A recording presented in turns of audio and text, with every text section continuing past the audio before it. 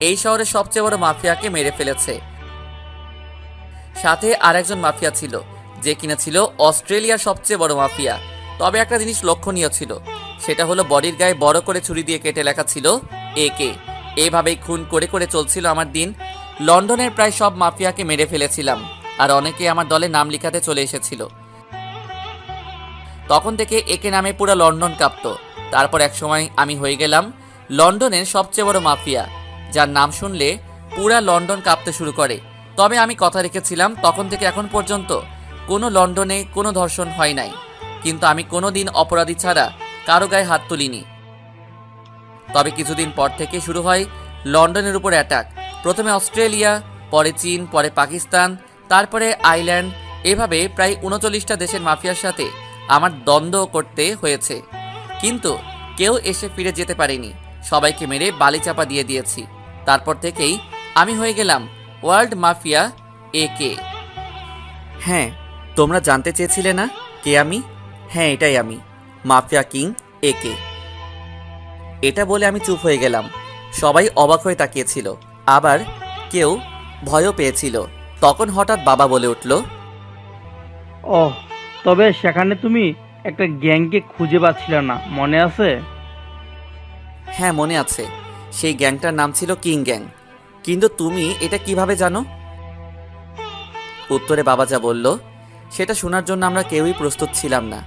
বাবার কথা শুনে তো আমরা সবাই অবাক, কারণ বাবা বলছিল, তুমি যে কিং গ্যাংয়ের লিডারকে খুঁজছিলে, সেই গ্যাংকে লিড দিতাম আমি নিজে, যেটা তুমি নিজেও জানো না। আর তুমি এখনো আমাকে বুঝতে পারো নাই। তবে আমি জানতাম তুমি কি করো, তোমার সব খবর রেখেছিলাম।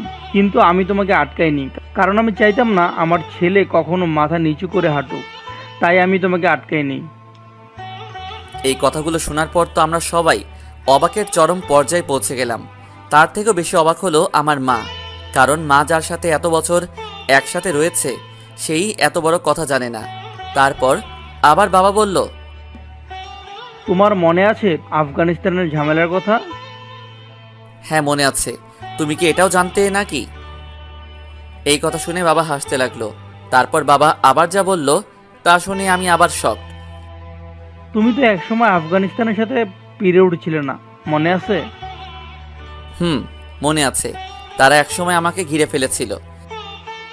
আমাকে আর বলতে না দিয়ে বাবা বলল, তারপর একটা হেলিকপ্টার এসে তোমার চারপাশে সবগুলোকে উপর থেকে মেরে দিল, তাই না? হ্যাঁ, কিন্তু তুমি এগুলা কিভাবে জানলে? আমি জানলাম কারণ সেই হেলিকপ্টারে স্বয়ং আমি ছিলাম, আর আমি তাদেরকে মেরেছিলাম।